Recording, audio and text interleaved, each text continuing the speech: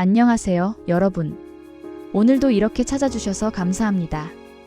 혹시 여러분 가슴 한가운데가 답답하거나 등 한복판이 날카롭게 아픈 경험 있으신가요? 심장이 문제인가 싶어 병원에 가봤는데 이상 없다는 말만 들었던 적은요? 그래서 더 불안하고 더 답답했던 그 순간들. 혹시 그게 바로 흉추 디스크일 수도 있다는 걸 알고 계셨나요? 저 역시 흉추 디스크를 겪고 있는 사람으로서 여러분의 그 답답함과 고통이 얼마나 힘든지 너무나 잘 알고 있습니다. 목 디스크나 허리 디스크는 많이 들어보셨을 텐데 흉추 디스크는 생소하시죠? 그래서 더 불안하고 어디서부터 어떻게 해야 할지 막막하셨을 거예요. 오늘은 저와 함께 흉추 디스크에 대해 하나하나 알아가면서 이 고통을 함께 이겨낼 수 있는 방법들을 찾아보려고 합니다. 혼자가 아니라는 것, 해결 방법이 있다는 것을 꼭 기억해 주세요. 흉추 디스크를 이해하기 위해서는 먼저 우리 척추의 구조를 알아야 해요. 척추는 크게 세 부분으로 나뉩니다. 목 부분의 경추 7개, 등 부분의 흉추 12개, 그리고 허리 부분의 요추 5개로 이루어져 있죠. 이 중에서 흉추는 갈비뼈와 연결되어 우리 몸의 중심을 잡아주는 아주 중요한 역할을 하고 있습니다. 척추 뼈 사이사이에는 디스크라고 불리는 추간판이 있어요. 이 디스크는 마치 쿠션처럼 충격을 흡수하는 역할을 하는데요.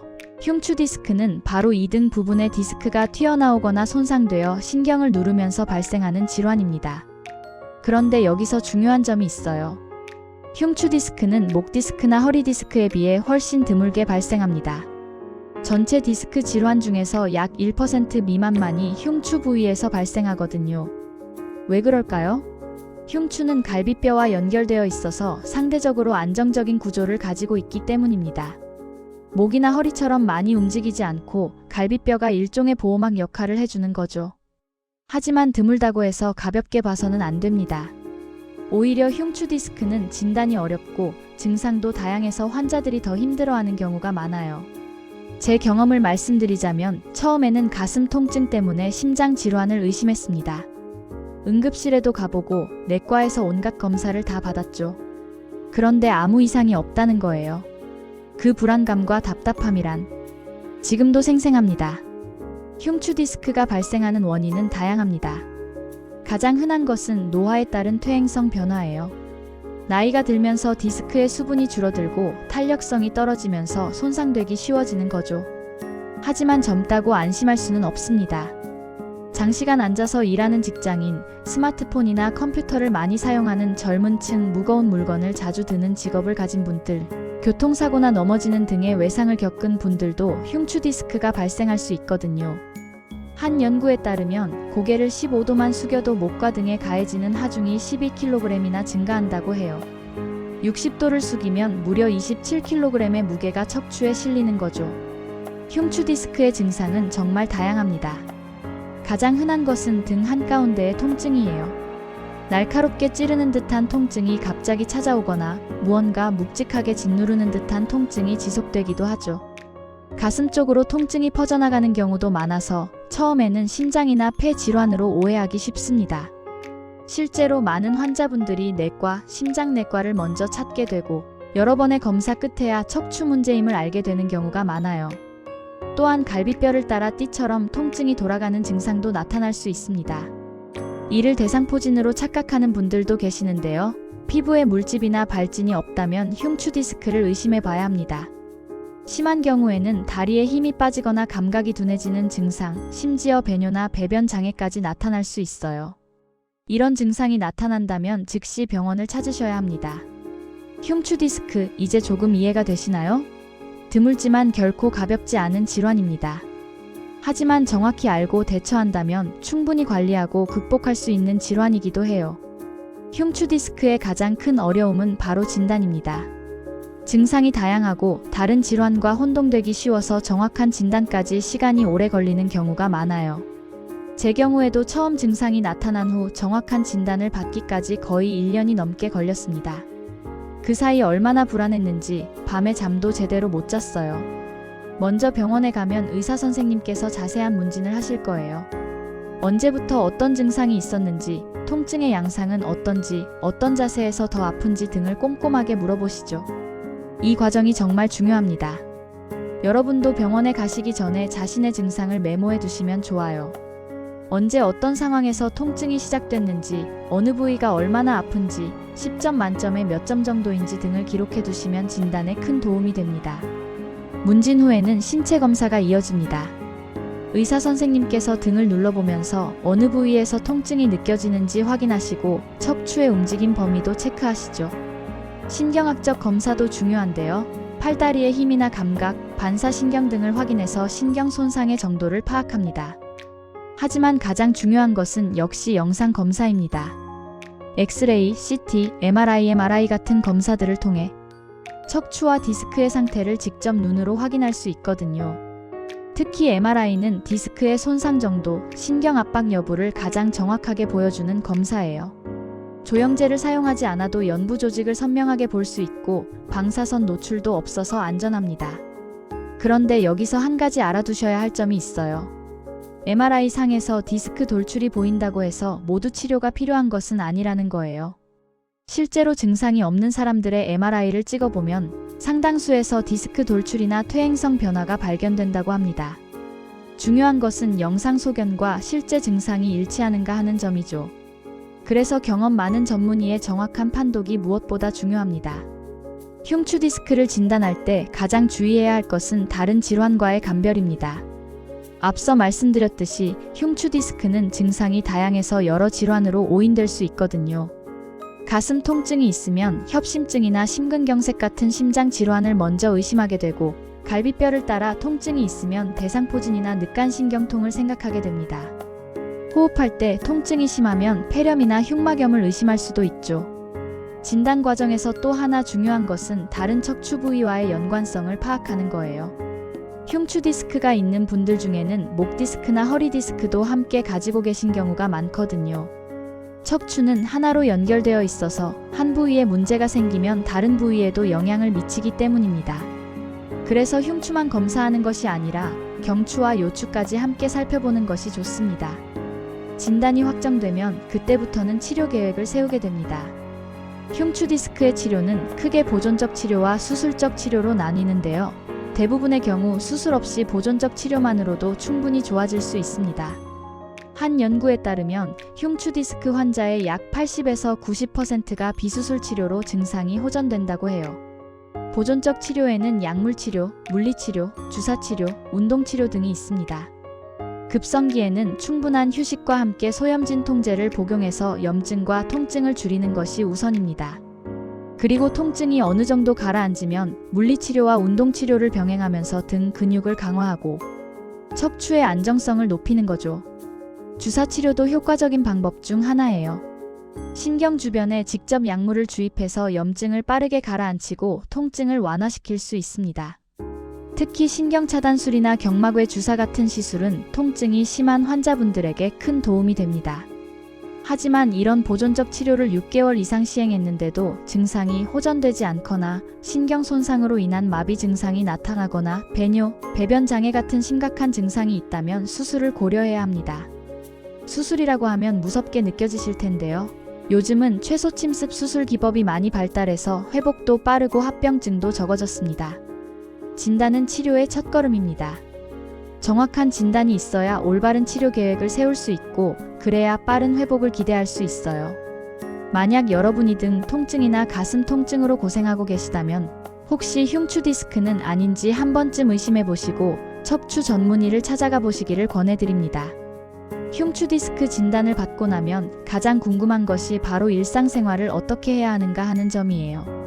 저도 처음에는 정말 막막했습니다. 어떻게 앉아야 하는지, 어떻게 자야 하는지, 무엇을 먹어야 하는지, 운동은 해도 되는지 하나하나가 다 고민이더라고요. 가장 먼저 신경 써야 할 것은 자세입니다. 흉추 디스크는 잘못된 자세가 가장 큰 적이거든요. 앉을 때는 허리를 쭉 펴고 등받이에 완전히 기대서 앉는 것이 좋아요. 의자에 앉을 때 엉덩이를 등받이 깊숙이 밀착시키고 발바닥은 바닥에 완전히 닿게 하는 거죠. 허리 쿠션을 사용하면 더욱 좋습니다. 요추의 자연스러운 커브를 유지해주면서 등 전체의 부담을 줄여주거든요. 장시간 같은 자세를 유지하는 것도 피해야 합니다. 아무리 바른 자세라도 오래 유지하면 근육이 경직되고 혈액순환이 나빠져요. 그래서 30분에서 1시간마다 한 번씩은 일어나서 가볍게 스트레칭을 해주는 것이 좋습니다. 수면 자세도 중요합니다. 엎드려 자는 것은 절대 피해야 해요. 목과 등에 무리가 가장 많이 가는 자세거든요. 가장 좋은 자세는 바로 누워서 자는 것인데요. 무릎 아래에 베개나 쿠션을 받쳐서 다리를 약간 올려주면 척추에 가해지는 부담을 줄일 수 있습니다. 옆으로 누워 자는 것도 괜찮은데 이때는 두 무릎 사이에 베개를 끼워주면 골반이 틀어지는 것을 막을 수 있어요. 일상생활에서 무거운 물건을 들 때도 주의가 필요해요. 가능하면 무거운 물건은 한꺼번에 들지 말고 여러 번에 나눠서 나르는 것이 좋아요. 갑작스럽게 무리한 힘을 주면 디스크에 큰 부담이 가해지거든요.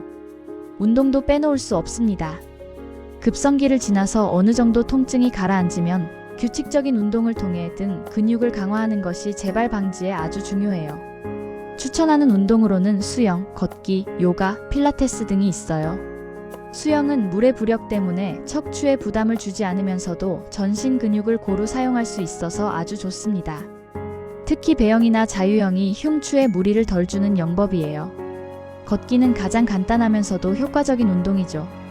하루 30분 정도 바른 자세로 걸으면 등 근육도 강화되고 혈액순환도 좋아집니다. 요가와 필라테스는 코어 근육을 강화하는데 특히 효과적이에요.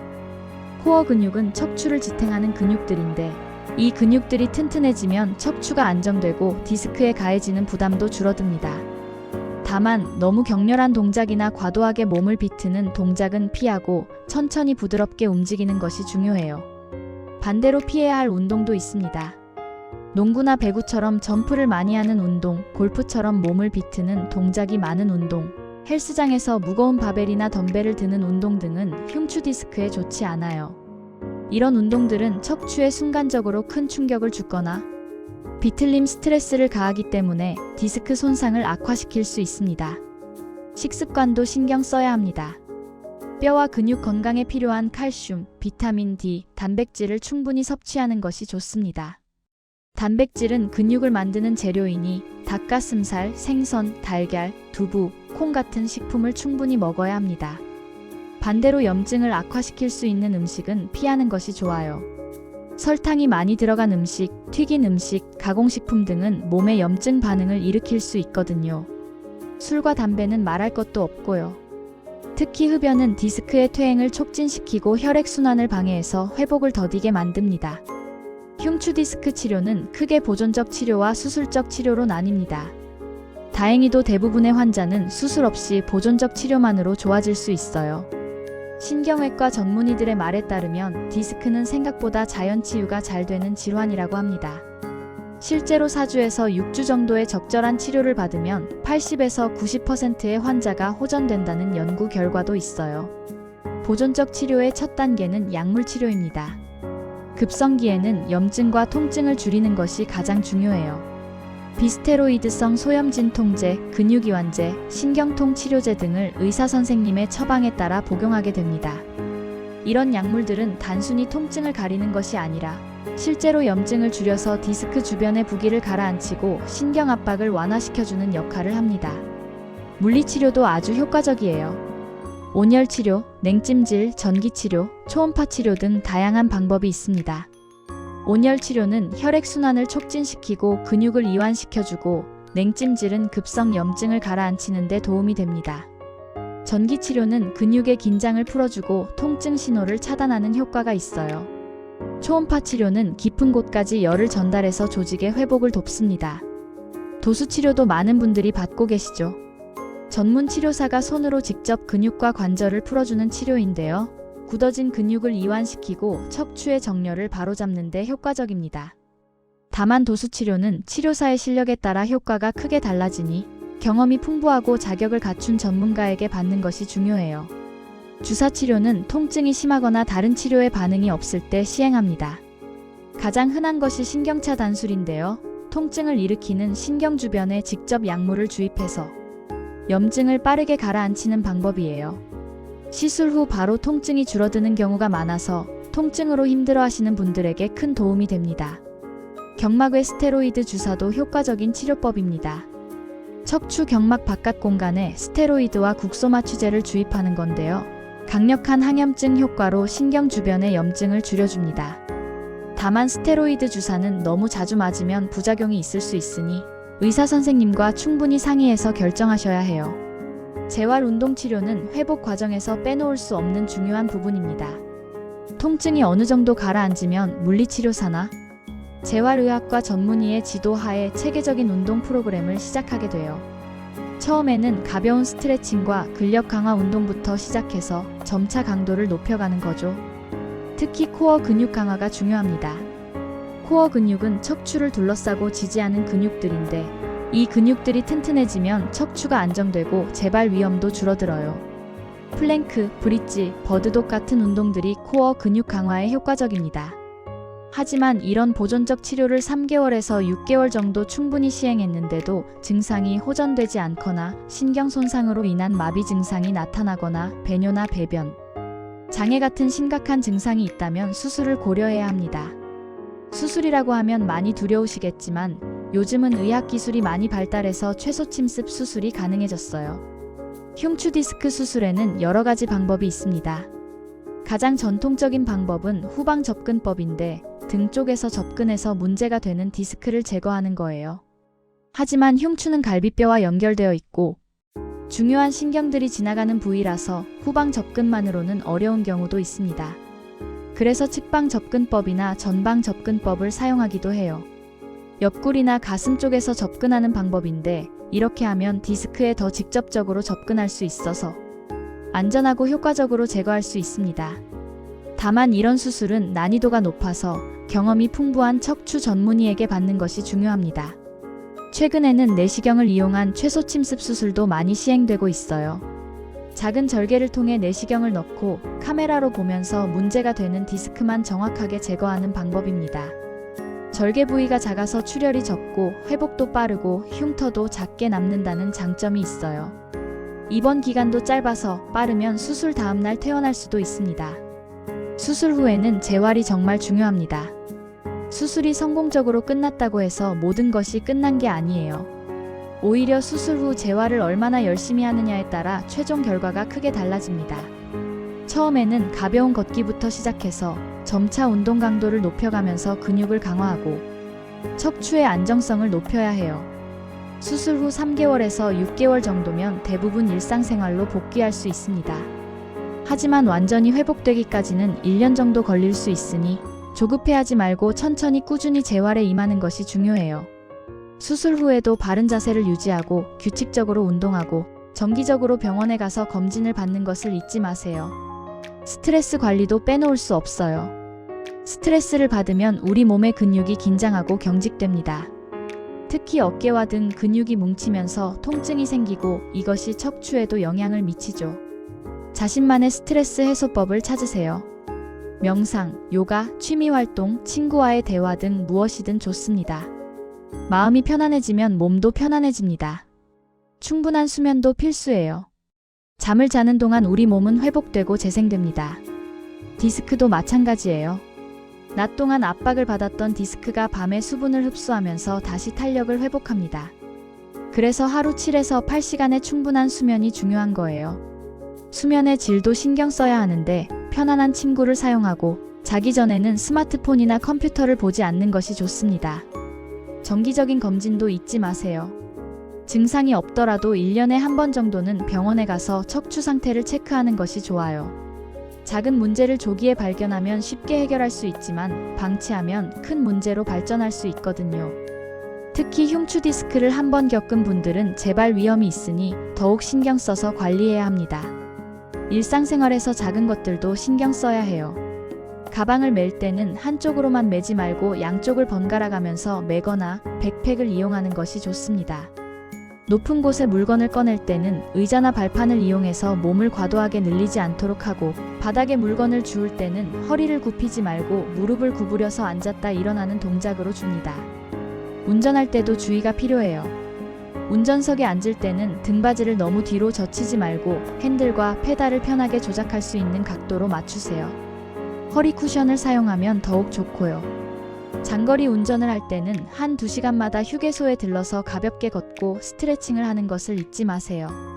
날씨가 추울 때는 특히 조심해야 합니다. 추위는 근육을 경직시키고 혈액순환을 나쁘게 만들어서 통증을 악화시킬 수 있거든요.